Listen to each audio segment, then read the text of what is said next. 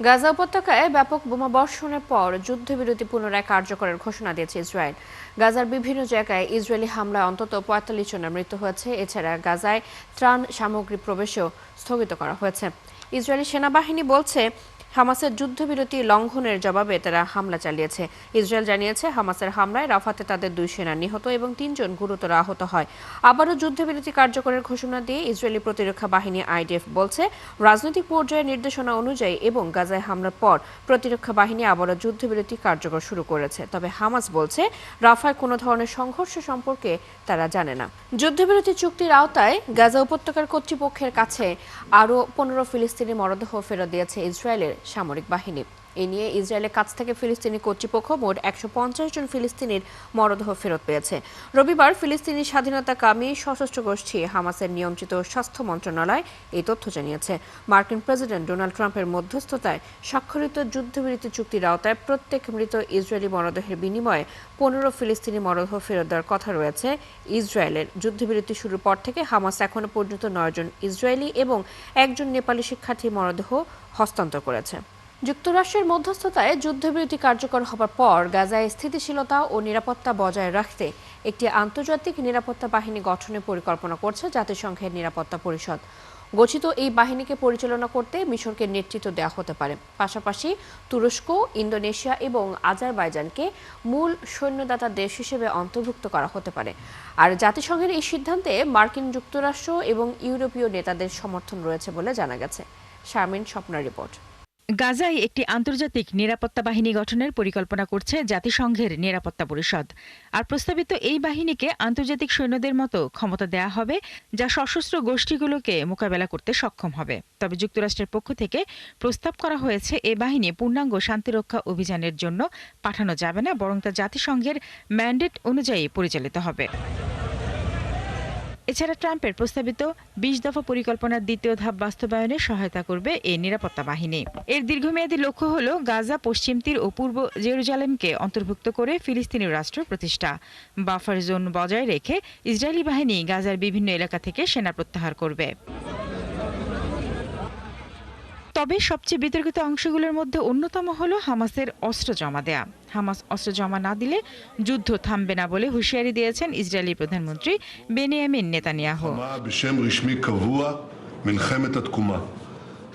তবে এক সাক্ষাৎকারে হামাসের এক জ্যেষ্ঠ নেতা জানিয়েছেন হামাসের নিরস্ত্রীকরণ কোনোভাবেই সম্ভব না, এমন প্রশ্ন তোলাই অবান্তর।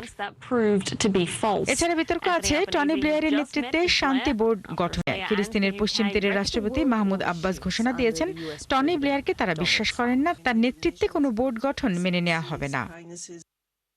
এদিকে যুদ্ধবিধ্বস্ত গাজা পুনর্গঠনের জন্য $৬,৭০০ কোটি বেশি লাগবে বলে ধারণা করা হচ্ছে। বেসরকারি বিনিয়োগের পাশাপাশি মধ্যপ্রাচ্যের মুসলিম রাষ্ট্রগুলো এই অর্থের যোগান দেবে। তবে কী ধরনের বেসরকারি বিনিয়োগ হবে তা নিয়ে বিস্তারিত কিছু জানা যায়নি। শারমিন স্বপ্না, ৭১। গাজার দেইল আল বালা শহরে সচল হয়ে উঠেছে একটি বেকারি। জাতিসংঘের সহায়তায় চালু হওয়া বেকারিটি প্রতিদিন তৈরি করছে প্রায় ৩ লাখ রুটি। এতে যুদ্ধবিধ্বস্ত এলাকায় ক্ষুধার্ত গাজাবাসীর মধ্যে স্বস্তি ফিরেছে। সৃষ্টি ঘটকের রিপোর্ট। গাজার দেইর আল বালার ওয়ার্ল্ড ফুড প্রোগ্রাম বেকারিতে দিনরাত চলছে রুটি বানানো।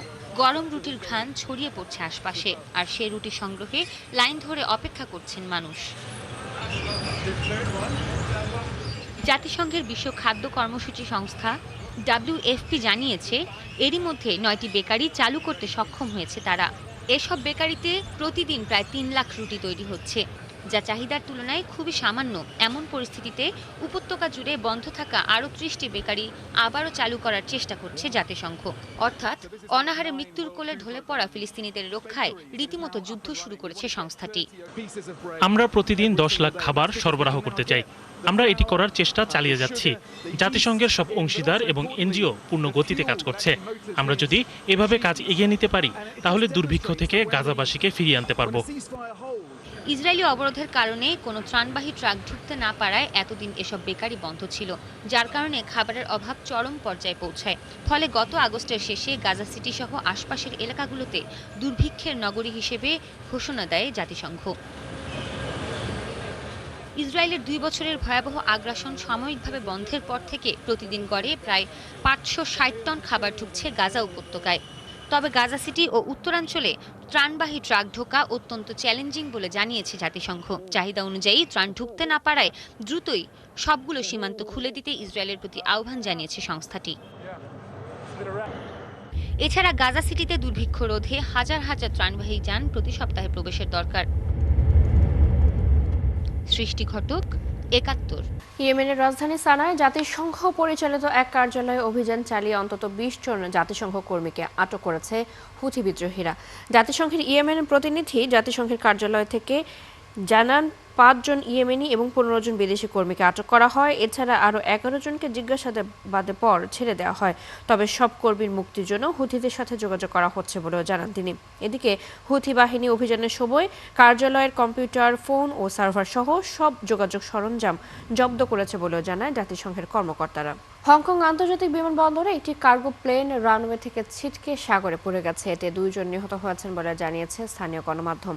তারা বিমানবন্দরের কর্মী। তবে দুর্ঘটনা কবলিত প্লেনে থাকা ৪ ক্রু সদস্য জীবিত রয়েছেন।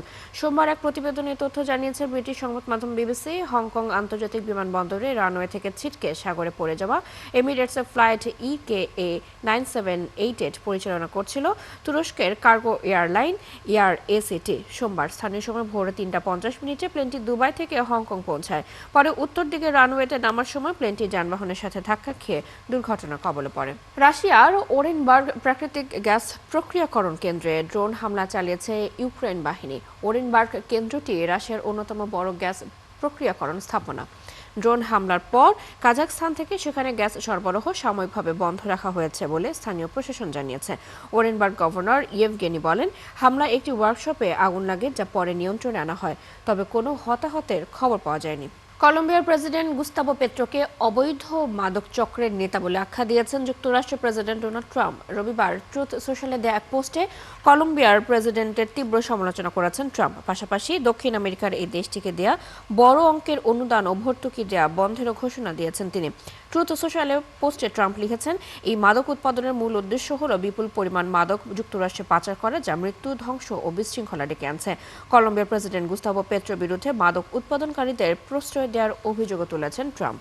জাপানের ক্ষমতাসীন ও প্রধান বিরোধী দল একত্রে জোট সরকার গঠনের প্রস্তুতি নিচ্ছে। এতে দেশটির প্রথম নারী প্রধানমন্ত্রী হিসেবে সানায়ে তাকাইচির দায়িত্ব নেয়ার পথ খুলে যাচ্ছে বলে জানিয়েছে স্থানীয় গণমাধ্যম।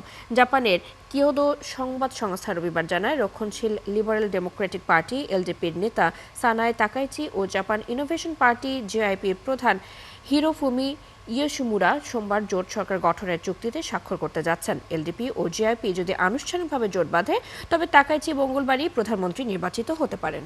7 দশক ধরে ভারত ও রাশিয়ার মধ্যে সম্পর্ক মজবুত এবং স্থিতিশীল।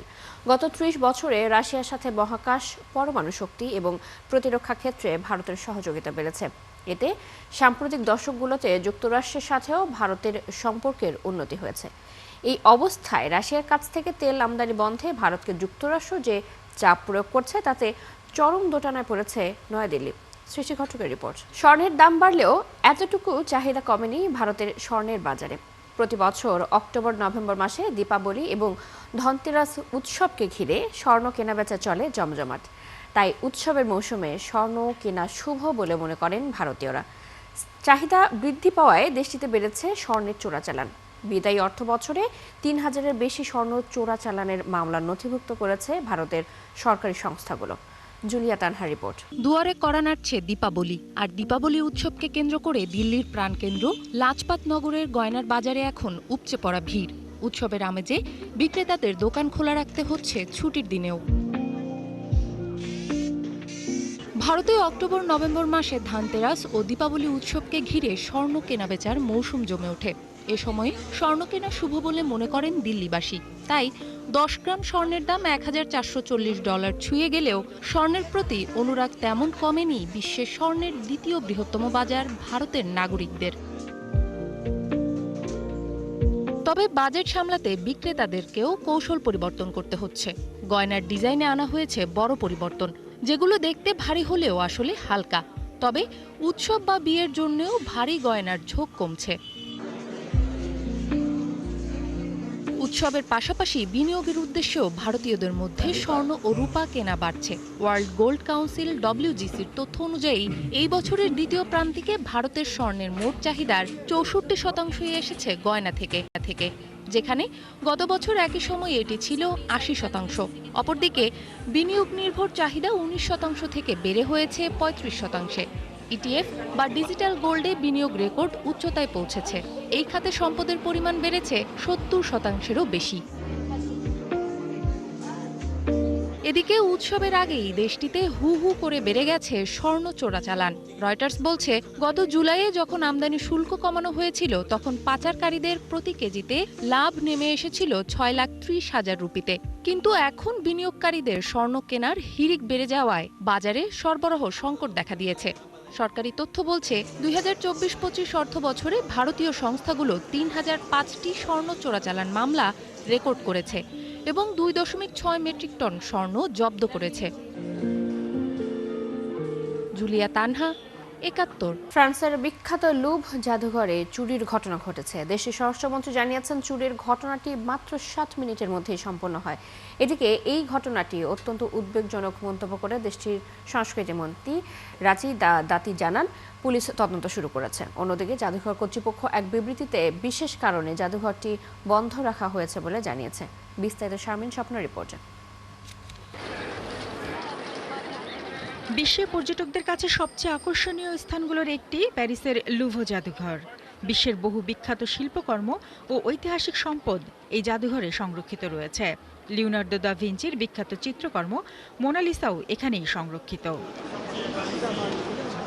কিন্তু বিখ্যাত এই জাদুঘরেই চুরির ঘটনা ঘটেছে। পুলিশ জানায়, রবিবার সকালে 3 জন মুখোশধারী জাদুঘর খোলার কিছু পরেই ভেতরে প্রবেশ করে। তারা সেন নদীমুখী দিকের অ্যাপোলো গ্যালারিতে পৌঁছাতে একটি মালবাহী লিফট ব্যবহার করে, যেখানে ফ্রান্সের রাজকীয় গয়নার সংগ্রহ রাখা আছে। পরে তারা কাঁচ ভেঙে গ্যালারিতে ঢুকে 9টি মূল্যবান সোনার আইটেম নিয়ে মোটর স্কুটার করে পালিয়ে যায়। ধারণা করা হচ্ছে, লুট হওয়া গয়নাগুলোর ঐতিহাসিক ও আর্থিক মূল্য দুটোই বিপুল। এদিকে ঘটনার পর ফ্রান্সের স্বরাষ্ট্রমন্ত্রী লর নুনিয়েজ জানান, পুরো ঘটনাটি মাত্র 7 মিনিটের মধ্যেই সম্পন্ন হয়। আর এর আগে সংস্কৃতি মন্ত্রী রাশিদা দাতি এক্সে এক পোস্টে চুরির ঘটনা জানিয়ে বলেন, ঘটনাটি অত্যন্ত উদ্বেগজনক ও পুলিশ তদন্ত শুরু করেছে, তবে এই ঘটনায় কেউ হতাহত হয়নি। অন্যদিকে জাদুঘর কর্তৃপক্ষ এক্সে এক বিবৃতিতে জানায়, বিশেষ কারণে লুভো জাদুঘর বন্ধ রাখা হয়েছে। ঘটনাটি খুব দ্রুত ছিল। আমাদের বলতে হবে যে এরা পেশাদার। আজকাল সংগঠিত অপরাধীরা শিল্পকর্মকে লক্ষ্য করে এবং জাদুঘরগুলো অবশ্যই লক্ষ্যবস্তুতে পরিণত হয়েছে, কারণ ফ্রান্স এমন একটি দেশ যেখানে ঐতিহ্যবাহী বহু মূল্যবান জিনিসপত্র রয়েছে। এর আগেও বিখ্যাত এই জাদুঘরে একাধিকবার চুরি ও চুরির চেষ্টার ঘটনা ঘটেছে। এর মধ্যে সবচেয়ে আলোচিত ঘটনা ছিল লিওনার্দো দা ভিঞ্চির বিখ্যাত মোনালিসা শিল্পকর্মটি চুরি। 1911 সালে জাদুঘরের সাবেক কর্মচারী ভিনসেনজো পেরুজিয়া জাদুঘর থেকে ছবিটি চুরি করে নিয়ে চলে যান। 2 বছর পর এটি ইতালির ফ্লোরেন্স থেকে উদ্ধার করা হয়। শারমিন স্বপ্না, 71। এই ছিল এখনকার আয়োজনে বিশ্বের আরো নতুন কিছু খবর এবং বিশ্লেষণ নিয়ে দুপুর 1টায় আবারও হাজির হবে বিশ্বযোগ। চোখ রাখুন 71-এর ফেসবুক পেজে, সাবস্ক্রাইব করুন 71-এর ইউটিউব চ্যানেল, 71-এর সাথে থাকুন।